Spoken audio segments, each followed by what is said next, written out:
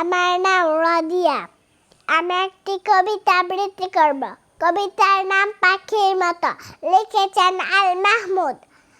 আম্মু বলে পড়ে শোন, আব্বু বলে মন দে। পাখি আমার মন বসে না কাঁঠাল চাপার গন্ধে। আমার কেবল ইচ্ছে জাগে নদীর কাছে থাকতে, বকুল ডালে লুকিয়ে থেকে পাখির মতন ডাকতে।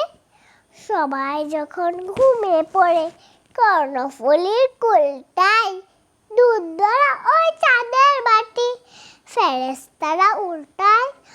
তখন কেবল ভাবতে থাকি কেমন করে উড়বো, কেমন করে শহরের সবুজে ঘুরবো।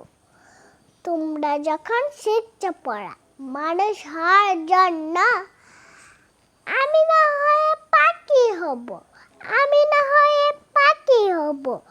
পাখির মতো গুণ্য। ধন্যবাদ।